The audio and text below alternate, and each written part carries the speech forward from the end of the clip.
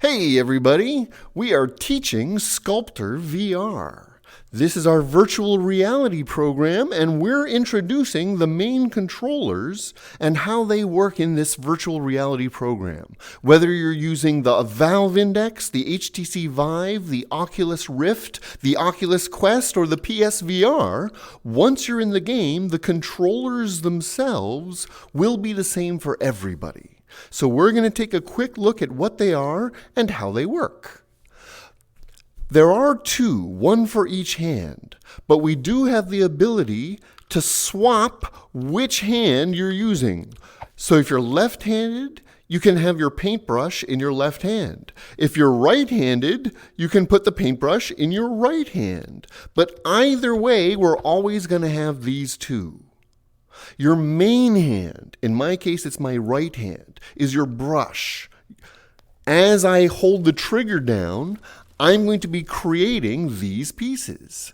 These pieces are fully three-dimensional. It's not a flat paintbrush, but a full round object. You can see I'm holding a sphere. So a click with my trigger finger creates a sphere. If I hold the trigger down, it's like it's painting a line.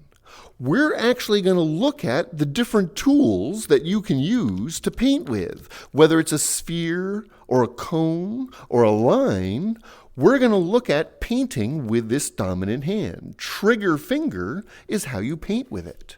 It also uses the thumb pad. Whether you prefer the thumb joystick or your controller has the thumb touchpad, either way, up, down, left, and right will have input on your controller.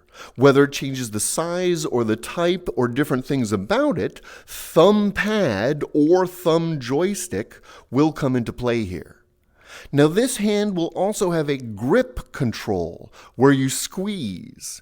With index users, a very light grip is all that's required. With the other controllers, there's an actual trigger, so a certain amount of pressure is required to trigger that grip control. So we've got trigger finger, we have thumb pad, we have grip control, we also have two buttons. Even if your controller has more than two, like the PlayStation Motion controller has 4, SculptrVR only requires 2. I've got the index, so I've got an upper and lower button. They do correspond. The upper button does correspond to the upper button visually. The lower button thumb trigger does correspond to the lower thumb trigger here. So you may need to practice, depending on your controllers, which button corresponds to which, but there will be two that get used. That's the main controls for your dominant hand, in my case, my right hand controller. The left hand controller is your palette of tools. Now, the current version of SculptrVR, as of April 2020, this is what your main controller looks like. I'm going to get close and try to position it so my hand isn't in the way here. It's got controls down the side. It's got controls on the other side. It's got buttons across the top. And it's got a main display panel here that my controller is conveniently covering up. Depending on the top button you choose, that will change the main display panel. And we'll actually have a lesson about each of those controls. If you choose a different control down the side here, these are your different paint brushes, spheres, cubes, cones. There are different ways of painting and creating new shapes in SculptrVR. This side of the toolbar is how you use those tools.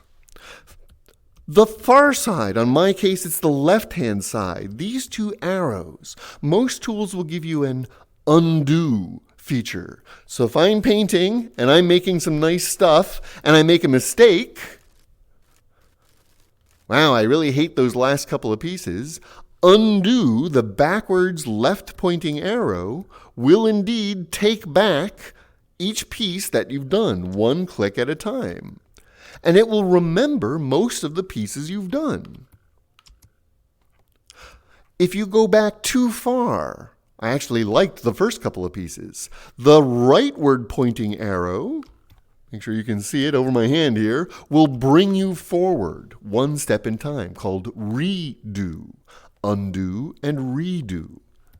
Now, once you start painting something else, now I've broken the chain. I can't go back forward. I've lost those other pieces. I can go back again, but now when I go forward in time, I hit this new drawing. So it's not going to protect you from everything, but it's nice to let you go back if you make a mistake, or go back and try something else if you don't like the way something turned out.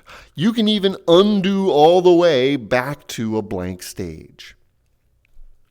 So this is the main hand on your offhand. In my case, it's my left hand. It's a palette of colors, of controls, of modifiers that change the way my dominant hand is going to be creating stuff. So most of the time, I'm using my dominant hand to make things, and then trying out different colors, different shapes, different styles by using my controller hand to choose different pieces. Now I'm painting in speckles instead of lines, that type of thing. So the two controllers independently have their own tools. Now they do work together for one main thing, and that's changing the object you're working with, whether you want to make it bigger, smaller, or move it around. We'll be doing an episode specifically about controlling space, but gripping with one moves the piece you're working with, however you move your hand. Gripping with both. Now if I move them together, everything gets smaller. If I move them apart, everything gets bigger. Let's get it behind me. You can see I can get it bigger and bigger and bigger. So now it's actually the size of a building behind me. I'm going to bring it over and make it smaller and smaller and smaller and smaller. So now it's so tiny, you guys can barely even see it anymore. So one of the nice things about Sculptor is both hands grip, changing size, changing scale. Sculptor actually has a much broader range of size and scale than most other programs of a similar type. Let's see if I can keep this next to me.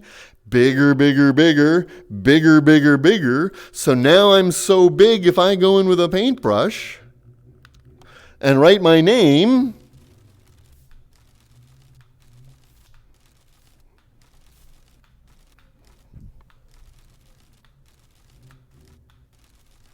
you can see how big my name looks. Name gets smaller and smaller and smaller. Still there. Smaller and smaller. Let's move it close to the camera. You can see it's still there. Over here, a little blue bonsai zap. Smaller and smaller and smaller and smaller and smaller. So the sense of scale in Sculptor, both hands grip, you can really explore that. We'll be doing a whole episode just on that. So there are two hands. Every version is going to be the same. One controller is your dominant making pieces. Other controller is your tools that you can use. If you have any questions, let us know in the comments. We'll try to get answers for you. We're going to be doing these lessons every single week, so go ahead and sign up so that you know whenever these new ones come out. We do them live on Twitch TV/Shameless Mayhem, as well as here on YouTube.com/Shameless Mayhem. SculptrVR, the tool for creating objects in virtual reality. Thanks for joining us. Have fun in SculptrVR, and we'll see you soon.